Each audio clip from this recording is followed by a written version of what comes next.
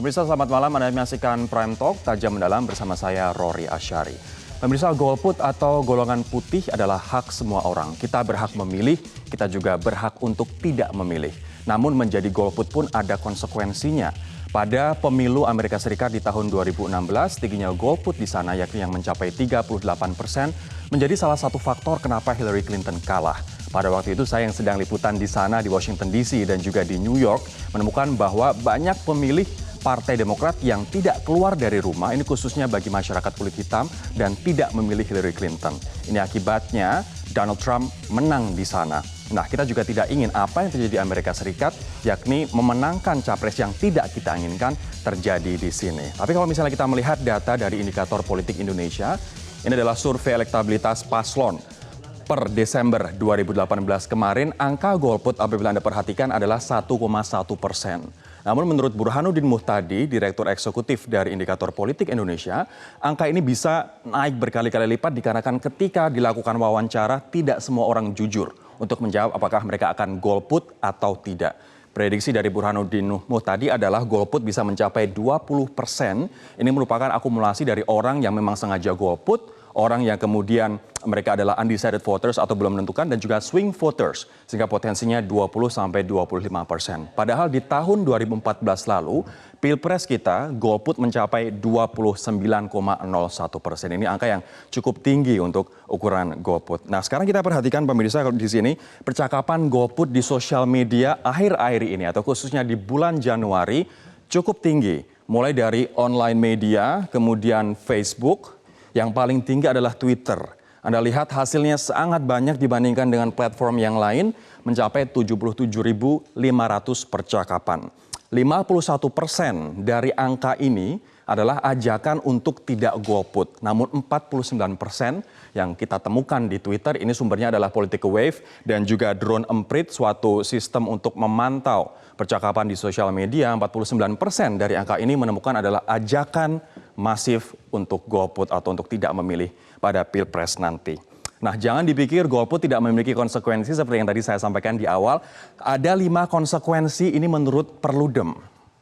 Yang pertama adalah mempersulit kandidat pilihanmu terpilih. Apabila Anda belum yakin namun Anda ada sedikit rasa srek terhadap paslon yang lain. Dengan Anda golput ini artinya pasangan yang Anda merasa lebih srek tersebut tidak terpilih. Kemudian yang kedua adalah bisa jadi kandidat terburuk yang terpilih. Ini sudah jelas bahwa dengan kita golput bisa saja terpaut 1-2% gara-gara kita golput, kandidat yang tidak kita inginkan menjadi terpilih. Kemudian yang ketiga adalah potensi manipulasi suara. Surat suara yang tidak terpakai bisa saja oleh oknum dimanfaatkan untuk menguntungkan salah satu paslon begitu. Kemudian yang keempat adalah suaramu berperan untuk perbaikan nasib warga, daerahmu, dan juga bangsamu. Apabila Anda absen atau Anda tidak menggunakan hak suara Anda, ini artinya Anda tidak berperan dalam menentukan arah kemana kapal Indonesia ini akan berlabuh dan akan berlayar 5 tahun mendatang. Dan yang terakhir, kualitas pemilu juga dipertanyakan, tetap sah, walaupun misalnya golput 50-60%, namun kualitas pemilu untuk menghadirkan pemilih yang memenuhi aspirasi kita semua sebagai warga negara Indonesia, ini kemudian dipertanyakan. Nah, pertanyaannya kemudian, apa sebenarnya strategi dari kedua kubu, TKN maupun BPN untuk dalam tanda kutip memerangi golput ini yang potensinya menurut indikator mencapai 25% nantinya. Nah, apakah mereka khawatir dengan tingginya angka golput ini? Saya ingin mengundang Anda untuk juga berpartisipasi di sosial media kami. Apakah Anda memilih golput ataukah Anda ingin justru mengajak teman-teman untuk tidak golput? Share pendapat Anda di 3 kanal sosial media yang telah kami persiapkan. Ada di Twitter, Facebook, Instagram. Oke, dan seperti biasa jangan lupa hashtag 2 kubu merayu golput dan juga hashtag Prime Talk. Sekarang saya akan menyapa 2 orang narasumber saya yang telah hadir di studio. Yang pertama adalah Mbak Mutia Hafid, Wakil Direktur Komunikasi Politik Tim Kampanye Nasional Jokowi Ma'ruf. Mbak Mutia, selamat malam. Hai, apa kabar? Terima kasih Mbak, kabar baik. Ada juga Pak Syarif Hasan, Wakil Ketua Umum Partai Demokrat. Pak Syarif, selamat malam Pak. Gimana Mas Rory, sehat? Sehat Pak, terima kasih teman-teman udah datang. Saya akan ke Mbak Mutia terlebih dahulu. Seberapa khawatir sebenarnya tim dari TKN terhadap tingginya potensi golput, Mbak? Pertama tadi seperti yang kata Rory sampaikan ya, bahwa kami tetap menghormati pilihan golput itu. karena memang itu juga bagian dari demokrasi, tapi tentu kita ingin sekali mendorong masyarakat untuk tidak golput, Kenapa, untuk Mbak tetap Mutia? memilih. Ya karena sebuah pilihan tetap harus dibuat, jadi konsekuensi politiknya tetap ada, kita milih ataupun kita memilih golput, ya tetap kita akan juga menjadi bagian dari siapapun yang terpilih itu gitu.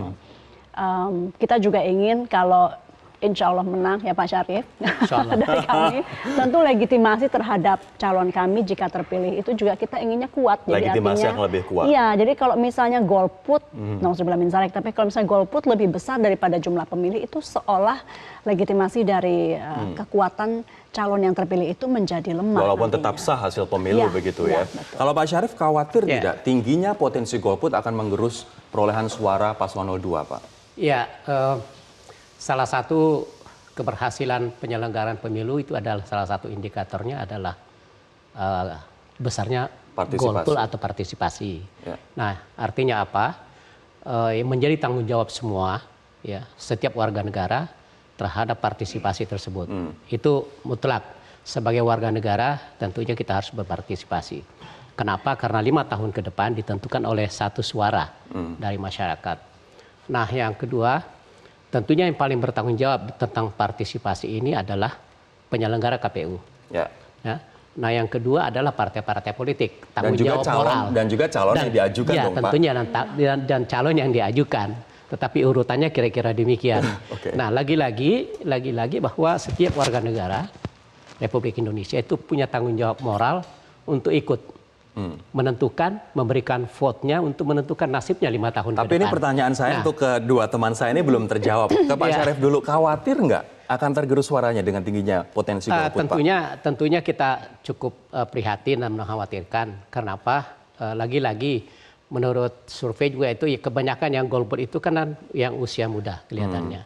Nah, usia muda ini tentunya kita harapkan partisipasinya kepada pemilu itu tinggi. Dan kekhawatiran kami itu juga cukup beralasan karena tingkat yang memiliki hak pilih itu ada kebanyakan dari kaum milenial. Ya. Nah, tetapi kami juga berbesar hati karena kami terus berusaha untuk memberikan informasi kepada kaum milenial bahwa bagaimana tanggung jawab seorang generasi muda terhadap bangsa ke depan. Dan kami bersyukur kami memiliki ikon yang bisa dekat sama kaum milenial. Dan tentunya ini akan memberikan kontribusi yang positif terhadap partisipasi rakyat. Belum dijawab pertanyaan saya tadi, Mbak Mutia, khawatir nggak sebenarnya tim Khawatir TKI, TKN? Khawatir karena kan memang tentu sebagai calon maunya tidak banyak golput gitu. Tapi saya juga nggak setuju kalau kemudian ini diarahkan kepada penyelenggara pemilu yang tidak baik gitu ya. Karena golput itu akan terus ada dan seharusnya itu tanggung jawab kita bersama sebagai partai politik. Betul. Dan golput kalau misalnya penyelenggara pemilu tanggung jawabnya adalah mensosialisasikan, tapi kalau pilihan itu kan hati begitu. Karena banyak orang yang golput itu bukan karena mereka tidak tahu ada pemilu atau mereka ya kurang sosialisasi calon-calonnya, biasanya mereka kenal gitu. Tapi ada alasan-alasan lain terutama anak-anak muda karena ada apatisme mungkin terhadap politik. Ini yang jadi PR sama-sama dan saya rasa kubu 01, kubu 02, KPU harus sama-sama bergandeng tangan untuk Tapi jangan lupa bahwa golput tidak hanya milenial namun juga mereka para pegiat HAM dan juga pegiat kesetaraan gender antara laki-laki dan perempuan. Bagaimana kemudian menyasar potensi-potensi golput tidak hanya milenial tapi juga dua kelompok tersebut? Kami akan tanyakan strateginya dari kedua kubu sesaat lagi.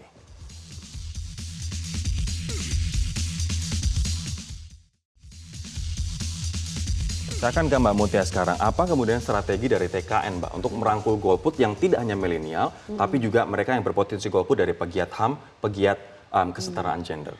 Kalau kesetaraan gender tuh saya agak bingung kenapa masih. Karena kalau Pak Jokowi menurut saya dalam 4 tahun terakhir menunjukkan ya bahwa menteri terbanyak sepanjang sejarah itu perempuan ada di Pak Jokowi. Kemudian ketika tim pansel untuk KPK seluruhnya perempuan juga pertama kali, dan banyak pencapaian lainnya tidak hanya di atas tapi juga bagaimana program-program bantuan memang masih diteruskan dari zaman Pak SBY. Kalau dulu ada BLT yang menyasar ibu-ibu, kita ada sekarang program Keluarga Harapan yang juga menyasar ibu-ibu dalam keluarga itu. Jadi memang seluruh lapisan kita coba untuk sentuh kalau perempuan gitu.